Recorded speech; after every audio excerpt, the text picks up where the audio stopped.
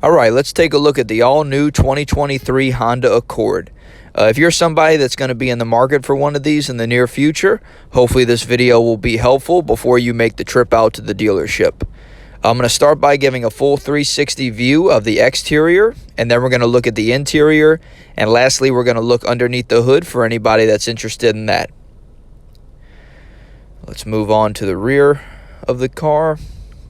I like how these taillights kind of go all the way across. It makes it look like it's just one piece. It looks really good in my opinion. And this model is an EX. So on the Accord, you're going to have the option between an LX, an EX, Sport, a Touring, and the hybrid model. And the EX is kind of right in the middle. So it's not the bottom of the line, but it's not the top of the line either. I've got the vehicle running, so it's got these daytime running lights on, which look really good. All right, so let's move on to a little bit of the interior. We're going to open up the trunk. You click that button on your key, and it will open the trunk up. You've got a decent amount of space back here. Nothing super fancy, but a very good amount of room. You're obviously going to have your spare tire and your spare tire tools back here as well. And unfortunately, the button that's on the key does not close the trunk on the EX model, so you are going to have to close the trunk by hand.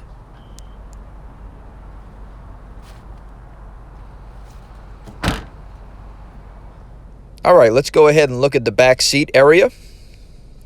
You've got a decent amount of room back here. Good looking seats. Let's get the seatbelt out the way. And we've got, obviously, your cup holders here. Give you a look at that.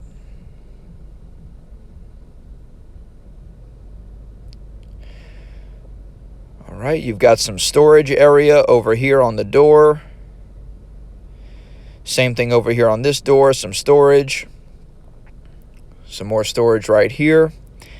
And unfortunately, there are no power sources, USB ports or anything like that back here on the EX model. I would have liked to have seen that. All right, so now we are in the driver's seat. We've got our push to start key, and we're going to go ahead and start the vehicle up. All right, so everything's going to come up.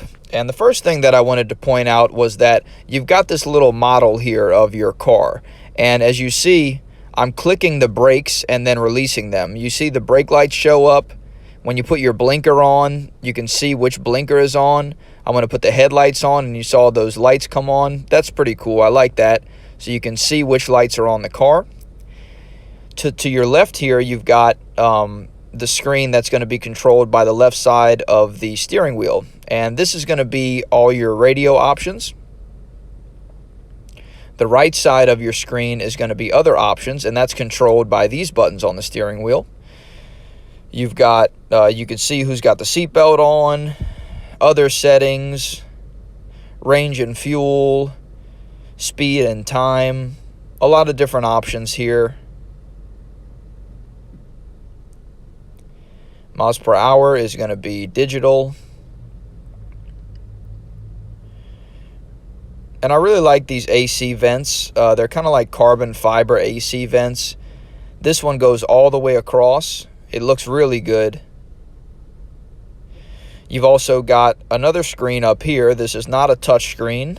This one has buttons, which I actually prefer. You've got more options. A lot of these things are just dealing with the radio, Bluetooth, phone, things like that. All right, you got your temperature controls right here, just all the normal stuff. And here you do have your power sources, USB, phone connection. Got your shifter here. It feels really good. It's got like a carbon fiber feel to it once again. You've got an electronic parking brake, so it's not like a older parking brake where you actually have to pull it up. It's just a button. Cup holders. Sunroof options, and an SOS button right here. That could come in handy. And you've obviously got your sunroof here.